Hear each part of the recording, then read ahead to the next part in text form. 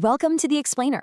Today, we're getting into the absolutely wild story of how Marvel's next huge epic completely fell apart and then came back to life, somehow even bigger than anyone imagined. All right, so let's get right into it because this is a story about a plan worth billions of dollars that was headed for total disaster. And we're going to look at the incredible, almost unbelievable pivot Marvel had to pull off to save not just one movie, but their entire saga.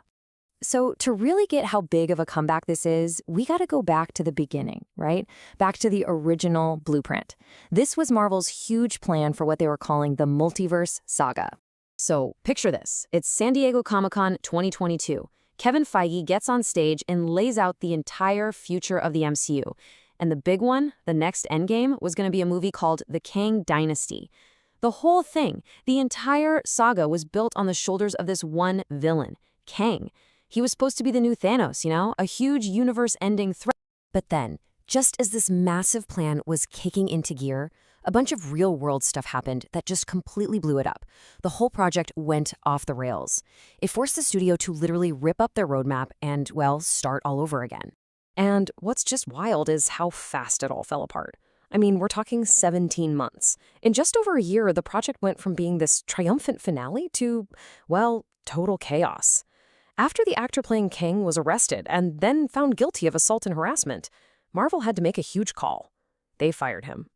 And just like that, the entire franchise was left without its big bad. And look, this wasn't just some small hiccup. You have to understand, Marvel Studios was suddenly staring at this giant, gaping hole right in the middle of their universe. No main villain. The director was gone. The writer for the Kang story, also gone. The entire multiverse saga was just adrift, totally rudderless. So, what do you do in that situation? Well, what happened next was honestly one of the biggest creative pivots I think we've ever seen. They were facing a crisis that could have sunk the whole franchise. But Marvel didn't just plug the leaks, they rebuilt the entire ship from the ground up. Yeah, and this slide just shows you how massive this overhaul really was. I mean, this wasn't just, oh, let's recast the part. No way. This was a brand new title, a brand new villain, and a completely different creative team. They brought back the absolute masterminds who gave us Infinity War and Endgame. So it's like, they didn't just change the story, they changed the people telling the story. So that's the billion-dollar question, right? How in the world do you replace a villain who was supposed to carry an entire saga? Well, to figure that out, Marvel looked back. They turned to some of the most successful, most beloved people from their own past and landed on a decision that just sent shockwaves through the fandom. In a good way. So the story goes that the Russo brothers, they would only come back to direct on one condition. Robert Downey Jr. had to come back with them. But here's the kicker, not as a hero. This quote really tells you everything. It shows just how crucial Downey was to this whole new plan. The Russos felt he was the only person who could pull this off. And the results? Wow. The massive reveal at Comic-Con 2024. The man who basically started the entire Marvel Cinematic Universe as Iron Man. He was coming back. But this time, he was going to be its greatest villain, the one and only Dr. Doom. I mean, think about that. An original icon, completely reborn as the ultimate bad guy. Okay, so you've got your new villain. You've got the Endgame Dream Team back together. What do you do next? Well, Marvel decided to go all in and make Doomsday the biggest team-up event in movie history. And they kicked it off with a really, really bold marketing move. So instead of just, dropping a press release, they turned the cast announcement into this crazy marathon live stream. For 5.5 hours, they just slowly revealed names on directors' chairs.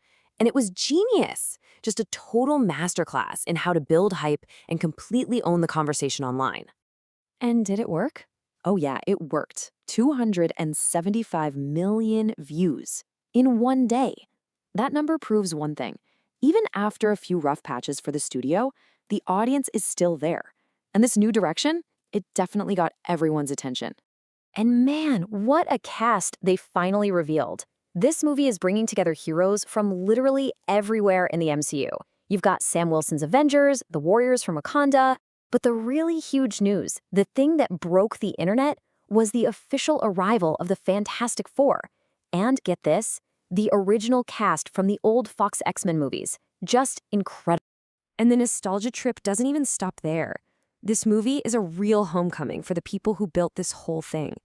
You've got Patrick Stewart and Ian McKellen back as Professor X and Magneto, of course. But then the first teaser dropped and confirmed the impossible. Chris Evans is back as Steve Rogers. And to top it all off, the legendary composer Alan Silvestri is returning to do the music. It's like a reunion of the greats.